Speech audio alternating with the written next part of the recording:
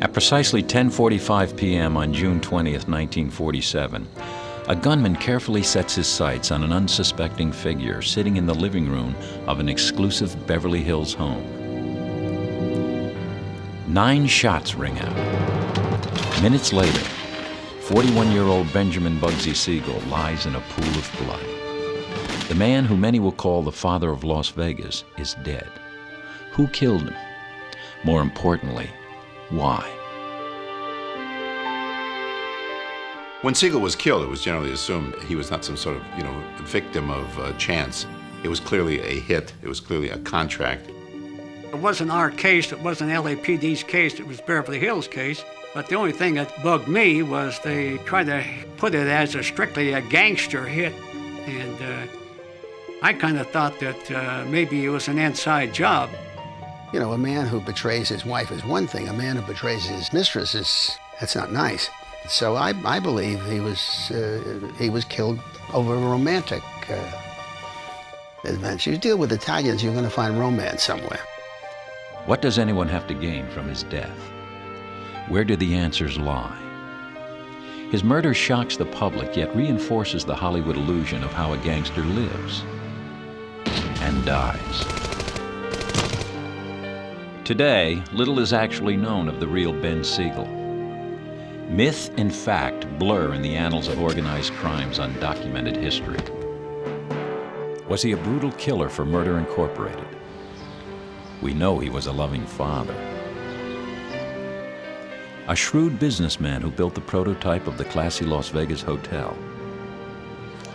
A gambler who organized illegal betting activities in Los Angeles. He's also a handsome mobster at a time when Hollywood starts romanticizing gangsters through the movies.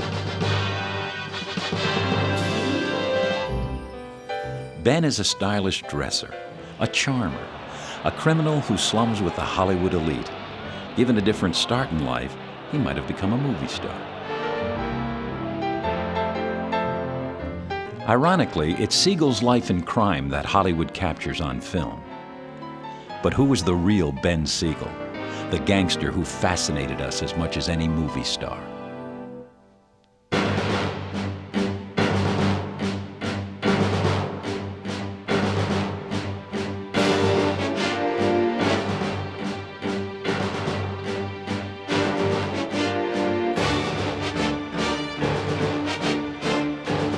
Rogues Gallery is narrated by William Devane. This episode, Ben Bugsy Siegel. 1906, America's a nation on the move. Teddy Roosevelt rides roughshod in the White House. Suffragettes march for women's right to vote. San Francisco reels from a devastating earthquake. In Brooklyn, New York, immigrants Maurice and Jenny Siegel welcome the arrival of their first son, Benjamin, on February 28th. Sensing no future in an establishment that offers immigrants few opportunities, 11-year-old Ben leaves public school to take up with a street gang on New York's infamous Lower East Side. At age 12, he teams up with another dropout, Mo Sedway, to launch a protection racket on pushcart owners. It isn't long before Ben makes friends with another neighborhood delinquent. 4 years his senior, Meyer Lansky becomes a profound influence on Ben. Meyer Lansky is a Jewish immigrant from Poland. Well educated for the times, Meyer uses brains, not brawn, to make his mark. In the years following World War I, the newfound friends established the Bug and Meyer mob, dealing in gambling, the protection rackets, extortion. And in the early 1920s, the phenomenally lucrative business of prohibition. Around this time, Ben's bouts of explosive behavior earn him the nickname Bugsy. When he'd been a hood, he would take any assignment. The more difficult, the better. And he was considered erratic because he would do things that were really dangerous. So they said he was Bugsy. A lot of people used to call him Bugsy and the Bug because he was Bugsy Nuts. And it was a very demeaning name. You wouldn't call Bugsy Siegel Bugsy to his face. He was always Benny or Ben. He hated the name, and hearing the name Bugsy would drive him Bugsy. My father was a Siegel's barber. Someone was in the shop at the same time one day and drifted over to my dad's chair and said, "Good to see you, Bugsy." And Siegel went red. My father, being, I don't know whether it was brave or just feeling very comfortable with Siegel, said, "Do me a favor, please." He said, "The man only meant to be friendly. Do me a favor." He said, "For you, Harry, okay." And he went over and shook hands with the gentleman and gave him a pardon, I guess. Like other gangsters, Ben idles his hours away in movie theaters. But unlike most, he mouths the lines aloud with the stars on the screen. His fellow mob buddies are completely bewildered by such behavior, not failing to note this is just another reason to think him a little Bugsy. Ben Siegel loved Hollywood because he thought he was good-looking, sexy, attractive, and he thought he was a ready-made movie star. He was such a vain man that Hollywood was a natural attraction for him. Ben also allegedly works as a for-hire killer, letting Lansky loan him out to other mob bosses. This becomes the forerunner of the infamous Murder Incorporated, as classified by the FBI, a gang of professional assassins. Ben Siegel was a killer because that's how you got your start. But I don't think there was Murder Inc. I mean, there have always been hoods in every big city, and if you wanted someone killed, you made a phone call and made a deal, and it happened. But Murder Inc. is it's the Inquirer. Lansky and Siegel's friendship extends beyond business. In 1928, Meyer acts as best man when Siegel marries his childhood sweetheart, Esther Krakauer. In 1930, Meyer introduces Siegel to mob boss Charles Lucky Luciano and his racketeer pal, Joe Adonis. This new alliance leads to Siegel's so-called big break when he takes part in the assassination of a rival gangster, Joe the Boss Masseria. The hit solidifies Ben's position with the Sicilian Italian gangsters. As a mob ambassador, he travels around the country lining up local rackets and racketeers in Luciano's crime syndicate.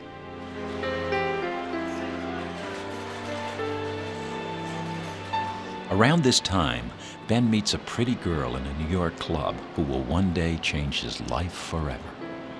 Virginia Hill was fooling around with Joe Adonis, and Ben Siegel and Joe Adonis had a personal rivalry going. Ben Siegel approached Virginia Hill strictly to have sex with her to get back at Joey Adonis. Though just a one-night stand, it's one neither of them will forget. Virginia Hill said when she was sleeping with Benny Siegel it was the best sex she ever had. By 1937, rumors arise that there's a price on Siegel's head by rival gangsters. Though he's never arrested, he's also getting more heat from the NYPD, so the mob hierarchy sends him west.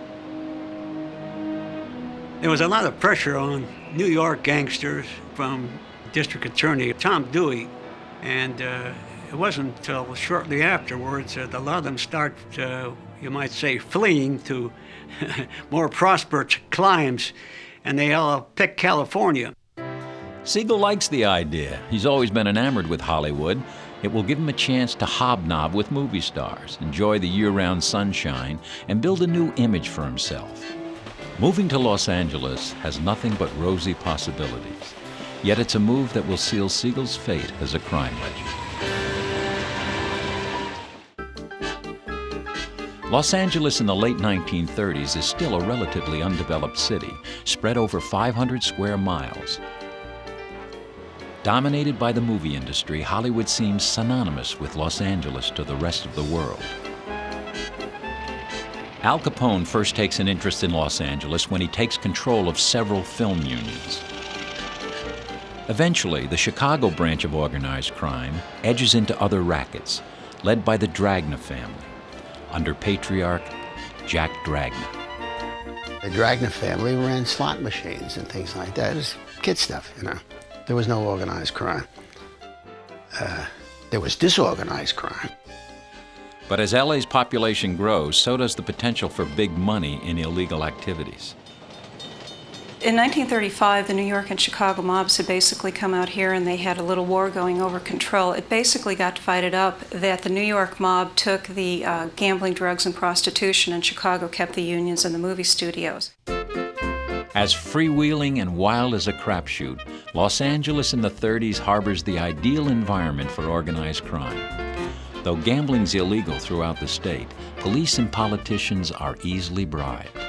In the 1930s and 1940s, there was a lot of gambling in Los Angeles. A lot of it used to take place in the expensive nightclubs. They would have back rooms, and a lot of movie stars would go in, lay down some very heavy money. And a little bit prior to that, there were gambling ships lined up outside of Los Angeles. They were just casinos, and they operated, I think it was outside the 6-mile limit. They were, you know, old ships that had been converted, usually tramps. Police keep tabs on mob activities through informants, like the city's leading madam, Brenda Allen, who runs a bordello up in the hills above Sunset. To get the information you need in the police departments, you have to consort with the underworld. I mean, you can't get it from church. A lot of it was what they call pillow talk. Brenda Allen and her type would usually trade that type of information for maybe not just strict enforcement on their activities. When Siegel arrives to split the Dragna family's empire, Jack Dragna begrudgingly cooperates on orders from Chicago. But the tenuous relationship pits Lucky Luciano's New York boys against Dragna's Chicago ties. Siegel soon controls horse racing at Santa Anita and boxing at the Olympic Auditorium. With anywhere from $50,000 to $2 million from the New York mob, he sets up the Trans-America Wire Service, which allows hundreds of bookies to take illegal phone bets. It's a hefty initial investment, but pays off with an annual income of $8 million. Siegel rents a mansion from opera singer Lawrence Tibbett at 326 McCarty Drive in Beverly Hills for his wife Esther and daughters Millicent and Barbara, seen here with Ben's parents in rare home movies. Protective of his family's privacy, Ben carefully keeps them from public view. This is the first time these films have been shown. Wanting to get acquainted with the film crowd, Siegel hooks up with an old friend from his Lower East Side days, actor George Raft. Siegel often visits Raft on the set of his various gangster pictures at the Warner Brothers lot. Watching the filming, Ben bets that he's probably a better actor than Raft. Benny Siegel and George Raft had an interesting relationship. George Raft was a popular movie star who was a gangster wannabe. Benny Siegel was a gangster who was a movie star wannabe. So they sort of lived each other's lives vicariously. The flipping of the coin that George Raft always did got from Benny Siegel. And that became George Raft's trademark. The gangsters were anti-establishment. The movies glorified them. And people are fascinated with Siegel because he was what they imagine a gangster should be. He was a glamorous gangster. Most glamorous people, they're either movie stars or they're in other walks of life. You don't look at gangsters as glamorous. Lucky Luciano was this little tiny seedy looking guy. Al Capone was a big fat pig. Here you have Ben Siegel, who is good looking. He didn't fit the stereotype of a gangster. Bugsy Siegel dressed immaculately. Beautiful clothes, beautiful suits, gorgeous shirts. He was a dapper man, very dapper. He throws $10,000 parties at popular nightclubs, attends movie premieres at Grauman's Chinese Theater, hangs out at illegal gambling parties in private Hollywood mansions. There were always rumors that Ben Siegel took a screen test set up through George Raft. Keep in mind that the Chicago mob controlled the studios. The Chicago mob would have stopped him. And traditionally, unlike their Chicago counterparts, the New York syndicate craves anonymity.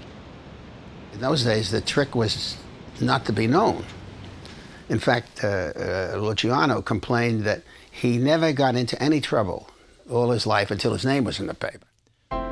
Further transforming his image among the social elite, Siegel buys a vacant lot at 250 Del Fern Drive in Holmby Hills, where he builds a $150,000 mansion. The neighborhood is also home to Bing Crosby, Judy Garland, Humphrey Bogart, and Alan Ladd. The house not only boasts an Olympic-sized swimming pool, but a pool house large enough for a family of 5. In these rare home movies, we see a very different side of Ben Siegel, the relaxed family man who enjoys the company of his children. No one has ever seen actual footage of Siegel until now. For all of his socializing, he's careful never to be filmed in public by newsreel cameras.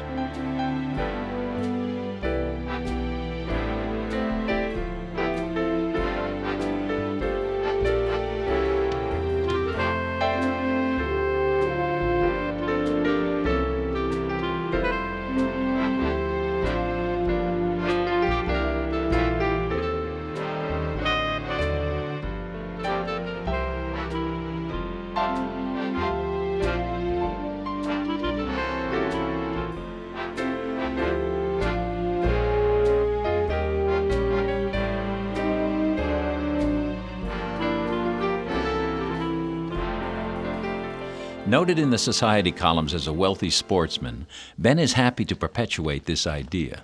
Like so many who come west, he wants to put his dangerous past behind him and establish the appearance of a successful Beverly Hills businessman. But his business is still crime. Looking for a way to muscle in on the Hollywood unions, he creates the Screen Extras Guild. What he did is he found a way to control a lot of people, make a lot of money, and basically get his foot in Hollywood and get in the power structure. Socializing becomes a major pastime. Siegel's often spotted with a stunning woman, usually an actress or showgirl. Among important friends, he numbers the Countess Dorothy Denise Taylor de Frazzo.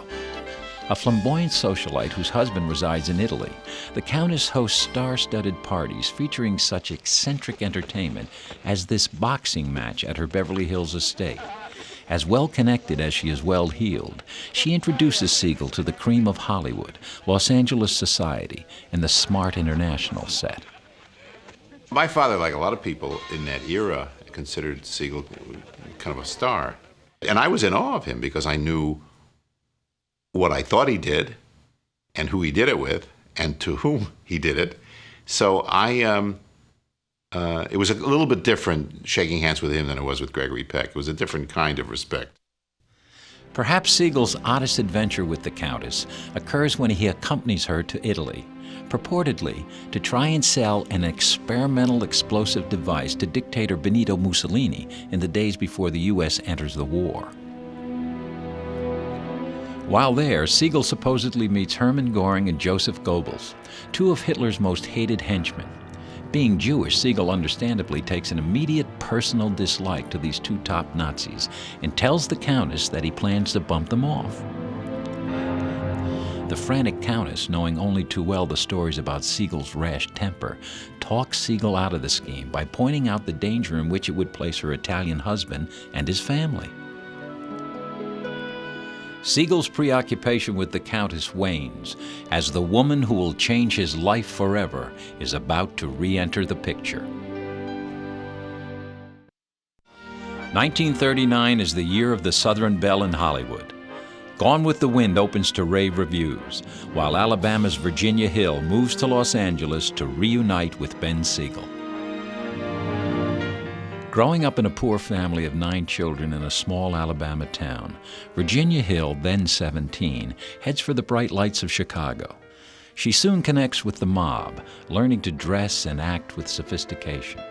She begins as a money launderer, traveling throughout the eastern seaboard carrying cash for the Chicago syndicate.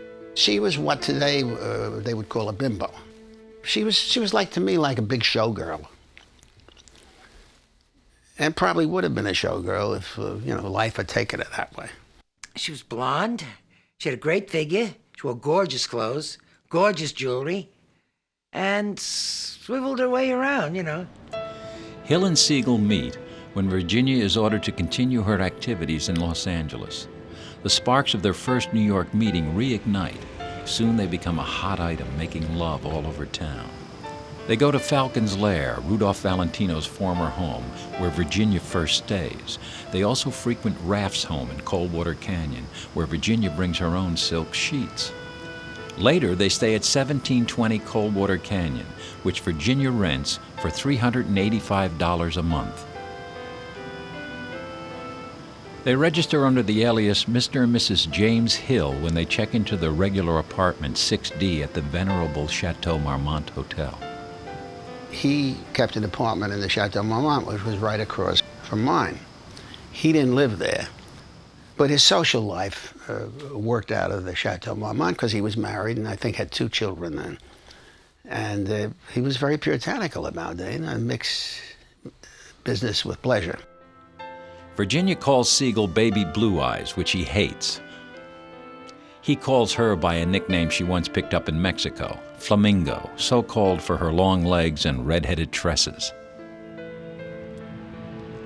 Though the romance between Ben and Virginia sparks amorous passions, it's also an intense and tumultuous relationship at times. They beat each other up, hated each other. She would slap him in public and humiliate him and cuss him out. The next thing you know, they'd be in bed together again. Well, it was very combative because I could hear them fighting. Today it would be not spousal abuse, they weren't married, but I mean, he belted her. It's not uncommon, she belted him. In 1939, Siegel becomes embroiled in the only serious crime for which he's ever indicted. When Harry Big Greenie Greenberg, an enforcer for Murder Incorporated, threatens to turn informant, the New York mob puts out a contract on him. When Greenberg is spotted at a rooming house in Los Angeles, Siegel supposedly gets assigned the hit. Siegel asks for 2 gunmen from back east, Alan Tannenbaum and Frankie Carbo, to do the job. On the night of November 22, 1939, they lie in wait for Greenberg in front of his hotel. When he pulls up, 2 men open fire simultaneously and bump off Greenberg in his car. Tannenbaum and Carbo immediately return to New York. The police have no leads until another killer for Murder, Inc., Abe Rellis, turns informer against the infamous gang of killers and fingers Siegel, Tannenbaum, and Carbo for Big Greenie's murder. On the morning of August 16, 1940, 3 L.A. homicide detectives show up at Siegel's house to arrest him. Though Rellis actually fingers Siegel as one of the gunmen, it's highly unlikely. These gangsters like Siegel, there's no way they could be near the scene of the killing, but they could order the killing. But like I say, they never carry it out themselves. Siegel was no longer a hands-on guy with guns. None of these guys ever carried weapons. They haul him down to jail for questioning, where they book him for murder, then hold him without bail. Siegel arranges for legal wizard Jerry Geisler to represent him. Geisler is a well-known criminal defense attorney who will one day represent such illustrious clients as Charlie Chaplin, Errol Flynn, and Robert Mitchum. Siegel's incarceration is certainly no hardship. He has the run of the cell block, easy access to the telephone, and catered meals from his favorite restaurants. He even ventures out to nightclubs and dentist appointments dressed in his own clothes, which enrages the district attorney, who finds out about it on the front page of the L.A. Herald-Examiner. December 11, 1940. Assistant District Attorney Vernon Ferguson moves for dismissal of the case for lack of evidence. It seems that New York DA William O'Dwyer will not let the key witnesses in the case, Abe Rellis and Alan Tannenbaum, leave New York to testify in California. He's worried that they'll be killed on their way out west. Though Siegel will never again be arrested, the case gives him a notoriety that he angrily shuns. He's incensed that the papers refer to him as Bugsy, dragging up the hated nickname from his New York past that he'd hoped to bury. For Siegel, it's time to move on, and soon he sets his sights on a dream that will ensure his place in history and offer him a chance to create his own Hollywood.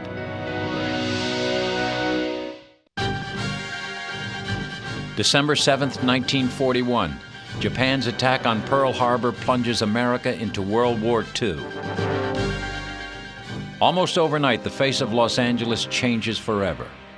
thousands flock to the Sunshine State to work in armaments factories. Soldiers pass through on their way to battlefields in the Pacific. Businesses spring up to accommodate this huge influx of workers. At 35, Siegel is too old to be drafted and, like most gangsters, doesn't enlist. He prefers to take advantage of the boom in war-related businesses on the home front. During these years in Los Angeles, the Dragna family continues to pressure Siegel to unite their wire services, a move he rejects. But expenses escalate as payoffs increase to city and county governments, city police, and county sheriffs. Gradually, Siegel cast around for other opportunities. He first starts going to Las Vegas, just over the Nevada border, where both gambling and prostitution are legal, to invest in a few small gambling joints, like the El Cortez and the El Rancho. Las Vegas is relatively undeveloped, just a Western hangout for the local crowd. The only spot of any interest is nearby Hoover Dam. The original gambling establishment in Las Vegas consisted of a bunch of very small, modest casinos.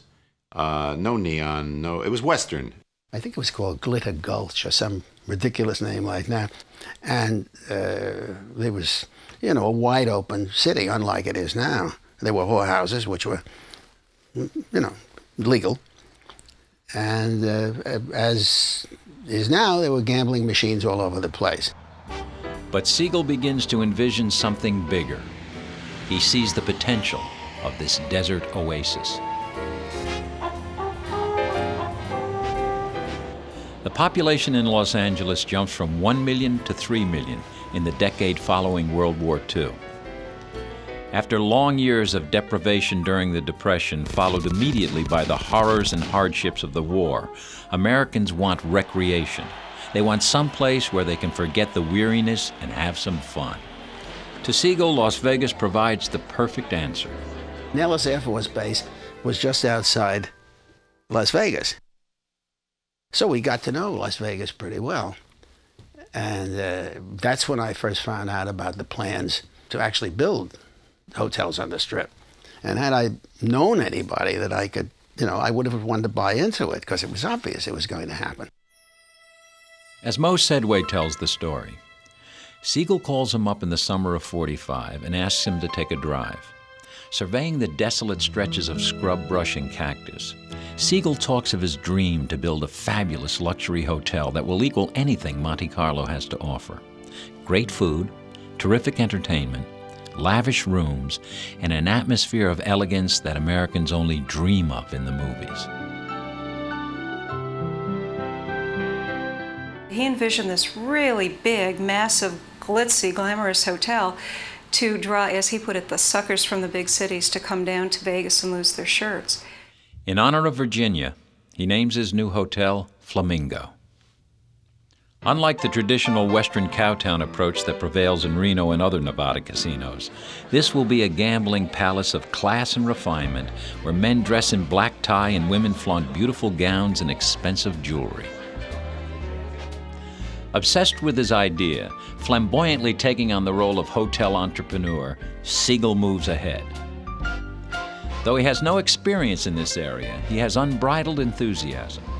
Travel is a major drawback to the whole idea, but he shrewdly foresees the growing field of transportation. He predicts the expansion of airline and train travel as the city becomes a popular tourist attraction. He paints a persuasive picture when he enlists the financial backing of his old pal Meyer and boss Lucky Luciano. He also encourages Hollywood friends to invest. The hotel's initial price tag is a staggering $1 million. It was a gamble on his part, and of course the mob money got in there, and they were worried about their money, they didn't know whether this guy's a flake or not, or whether he's really got something going. He hires developer Del Webb, a well-known contractor who will one day build the first retirement community, Sun City, in Arizona. An excited Siegel spends more and more time in the desert resort, often flying in to meet with Webb and personally oversee the construction. As Siegel gets more deeply caught up in the Flamingo, Virginia pulls back. Virginia Hill had nothing to do with the Flamingo. She hated the desert. She hated the whole atmosphere. She hated the fact that this garish hotel was being built. She liked the fact her name was on it, but she wanted nothing to do with it. She was very allergic to cactus, so she very rarely traveled to the desert. Nevertheless, Ben and Virginia are still an item. By December 1945, Esther, fed up, asks for a divorce. At first, Siegel refuses. Though an errant husband, he still clings to the tradition of home and family. With the intense pressure of both Flamingos on his mind, Siegel finally grants Esther a divorce. Siegel now focuses solely on a dream that may cost him everything. By the end of 1945, Siegel stays almost exclusively in Las Vegas. He wants to open the Flamingo the following year, and he's under a great deal of pressure from his creditors, Meyer and Lucky Luciano. The building drags on slowly, yet Siegel loses none of his initial enthusiasm. There was a tremendous shortage of everything. To build anything was complicated, particularly way out there. And people were bidding for steel and whatever. So he had to bid higher, and then he had to pay to have the stuff carted out. The main challenge of building the Flamingo was Benny Siegel, who couldn't make up his mind about anything. He'd see it one way, then it'd be better this way, and then he'd see this wall, and it should be moved here. And poor Del Webb had to keep changing all the plans constantly. Ben constantly fights with the East Coast mob as costs escalate. At one point, Del Webb overhears him threatening to knock off someone. When Ben notes Webb's nervous look, he laughs and quips, "Don't worry, Del. We only kill each other." With his nerves on edge, some suggest the constant alterations reveal a growing instability. Others think that Siegel's too shrewd a businessman to put his hotel in jeopardy. Some speculate he may be skimming. The way Benny Siegel skimmed money was they'd give him $1 million and he'd just pocket half of it and say, well, I had to tear down this wall, or, well, I paid this contractor. And, Lucky Luciano, Frank Costello, those people, Meyer, they didn't ask for receipts. Benny Siegel didn't have to come back and account for things. They just assumed this was the price of doing business. I don't think anybody skimmed money from anybody. I mean, anybody who would skim money from the skimmers is pretty stupid. Don't confuse criminality with dishonesty. Many criminals are very honest, and many non-criminals are very dishonest. I'm thinking of lawyers particularly. No, but Siegel had a reputation for honesty. In Los Angeles, Chicago-controlled boss Jack Dragna still pushes to consolidate their wire services. But Siegel, wrapped up in getting the Flamingo ready by year's end, unwisely ignores him. Siegel still feels he has the confidence of the New York syndicate, now under Frank Costello, to control West Coast gambling interests. But the unsuspecting Siegel doesn't know there's a spy in his midst. What Benny Siegel never suspected was that Virginia Hill was spying for the Chicago mob. The Chicago mob sent Virginia out here specifically to keep an eye on Benny Siegel and to move into his racetrack wire operations to find out who his bookies were and how his gambling operations were set up. To get the doors open by his target date of December 26, 1946, Siegel presses Billy Wilkerson, publisher of The Hollywood Reporter, to loan him $500,000. So Billy Wilkerson stepped in and gave him the money, and also as a part, he promised him to bring a lot of stars and to really make it a grandiose Hollywood premiere. Wilkerson helped Siegel arrange for big band leader Xavier Cugat, comedian Jimmy Durante, and radio personality Rose Marie as the opening bill. Despite her hatred of the desert, Virginia moves into Siegel's private penthouse at the Flamingo in December for the grand opening. Though she first hooked up with Siegel on the Chicago mob's order, there's clearly a passion between them. Virginia also looks forward to the Flamingo's debut as a huge star-studded event. Though it won't be finished by December, Siegel insists on going ahead with the festivities. The hotel's final price tag has soared to $6 million. Siegel needs to get the gambling started.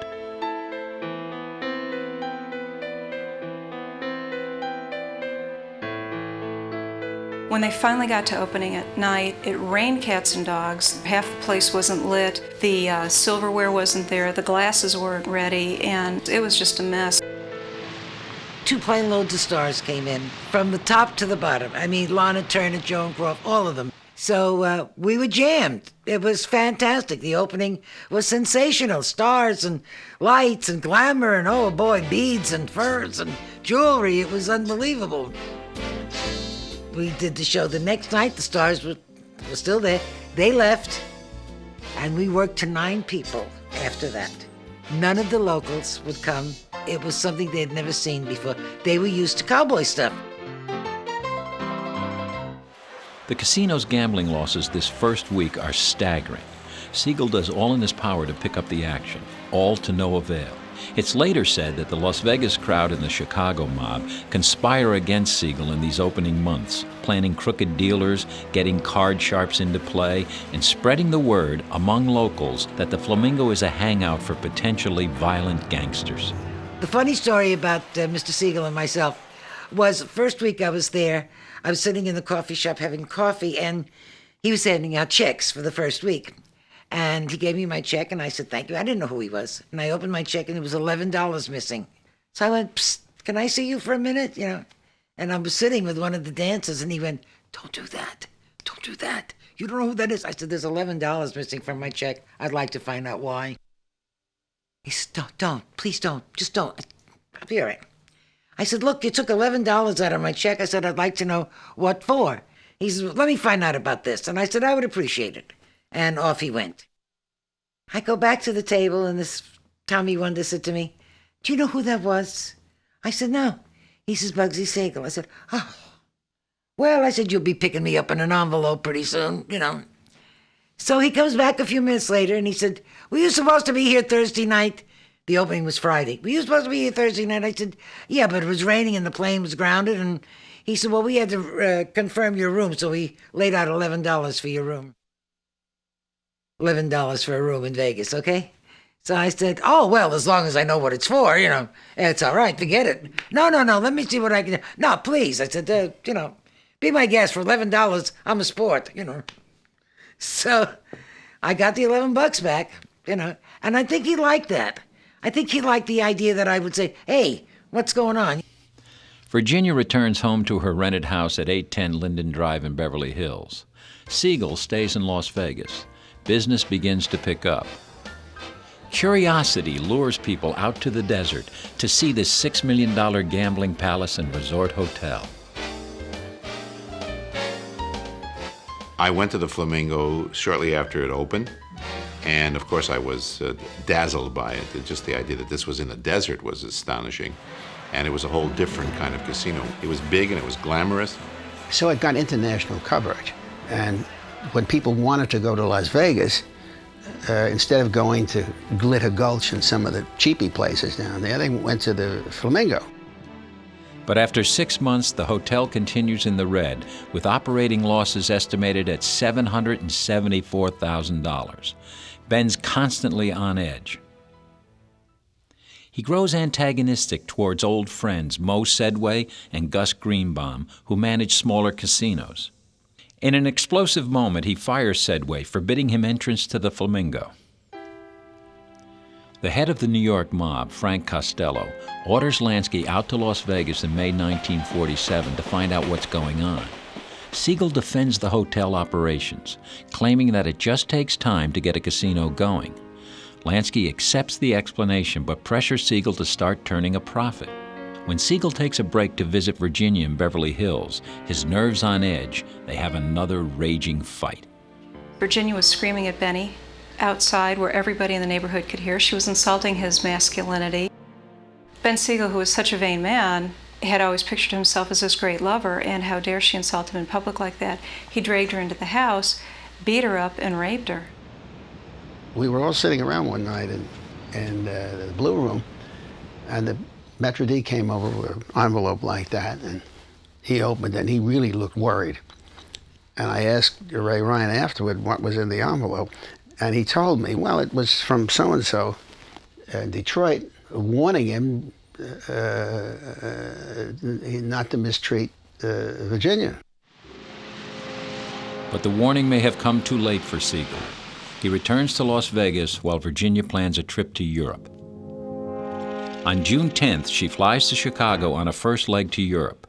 She meets with her Chicago connections, then heads for Paris on June 16th. Back in L.A., everywhere rumblings are heard about Siegel. He antagonizes his own bookies when he insists on doubling their payments to him. When they refuse, he can't help but realize that he's losing his grip over his own operations. On June 20th, 1947, Siegel boards Western Airline Flight 23 for Los Angeles at 12:53 a.m. He lands at 2:30 a.m. and gets a cab to take him directly to Virginia's house in Beverly Hills, where he now stays when he comes to town. Virginia's 19-year-old brother Chick and his girlfriend Jerry Mason, both of whom Siegel knows and trusts, live there. That day, he hooks up with an old friend, Alan Smiley. Unbeknownst to Ben, Smiley has ties to Dragna. They went out to dinner, had a nice dinner. They went back to the house in Linden, and everything was set up. Alan Smiley was really the inside man that would get Ben Siegel in the right position, open the drapes so he was exposed, reading the paper and everything else. Everything went according to clockwork. Outside the living room window, just 20 feet away, a plant-covered latticework separates the property from 808 Linden Drive.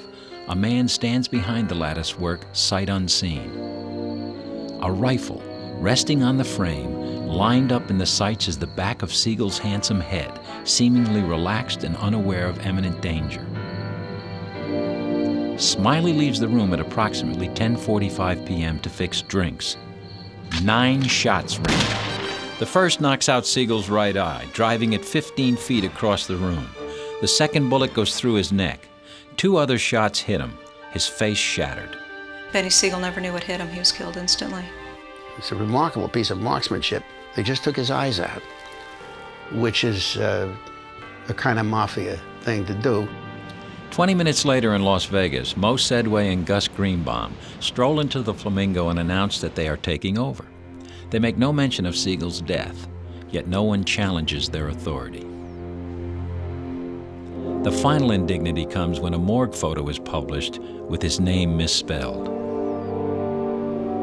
In the coming weeks, there is speculation as to who put the hit on the most famous gangster on the West Coast, but no one's ever arrested. I was home in California when he was murdered. I was shocked. It was terrible. My father was out of town, and he was upset, of course, because he did know him terribly well, and in this very benign, warm way. I was horrified, on another level, to see that terribly destroyed face that he cared so much about finish up the way it did. When Benny Siegel was murdered, the police went after everybody. The Beverly Hills police first refused to admit it was a mob hit, and they had all these suspects. All these people confessed to shooting Benny Siegel, because of course, if you're the one arrested for killing Benny Siegel, you're famous for life. It never went further than that. Nobody was anxious to investigate the murder.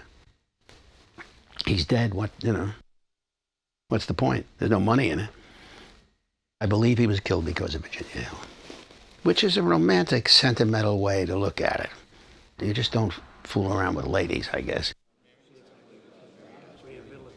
In 1950, Virginia Hill is questioned about who killed Ben Siegel. Mr. Kefauver, if I knew anything about it, believe me, I'd be the first one to tell. All I know that he was worried about that hotel, and I hated the place, and I told him, why didn't he leave it and get away from it, because it was making him a nervous wreck. Years later, it is revealed for the first time by Virginia's biographer Andy Edmonds that the killer is Eddie Cananzaro, a hitman for Jack Dragna. Dragna wants the lucrative wire services, and after getting the okay from the New York syndicate, who wants control of the Flamingo, Dragna orders the hit. Indeed, Dragna does regain his power after Siegel's murder, as the New York mob switches its interest from L.A. to Vegas. The reason why I know Eddie Cannizzaro was a hitman was for several reasons, actually. Eddie Cannizzaro had done work for Jack Dragna. Eddie Cannizzaro used a .30-30 carbine as his favorite weapon of choice. The murder weapon for Bugsy Siegel was a .30-30 carbine. And Eddie Cannizzaro said he did it. He told everybody he did it. No one took him seriously. But he did talk to the police about it, and they thought, he's just a nut. Virginia Hill learns of the death in Europe. Whatever her feelings for her former lover, she will attempt 5 suicides in the next 12 months, but live another 18 years. At Siegel's funeral at Beth Ullum Cemetery in Hollywood Memorial Park, the only mourners are his ex-wife Esther, daughters Millicent and Barbara, brother Dr. Maurice Siegel, sister Bessie Soloway, and her husband. No George Raft, no movie stars, no flowers from Meyer Lansky, no remembrance from Virginia Hill. Nobody cared when this guy died. For the guy that had all this money and all this power and all these alleged friends, nobody cared. The plaque on his crypt in the mausoleum reads simply, "In loving memory from the family, Benjamin Siegel, February 28, 1906 to June 20th, 1947. For many, Benjamin Bugsy Siegel lives on in the myths of movie lore. His charm, his humor, his striking good looks belie the violent temper and ruthless acts. Yet we remember him for his dreams in the desert, for the magic city of Las Vegas, now a magnet for family recreation as much as for forbidden fruits, the glamour of big-name entertainment, the majesty and immensity of the hotels still offer the illusion of a Hollywood set. While Ben Siegel did not found Las Vegas, it will always be most closely associated with him. In gangster folklore, he will always be remembered as the gangster who aspired to respectability, who loved the movies, yet whose real life became the stuff of Hollywood legend.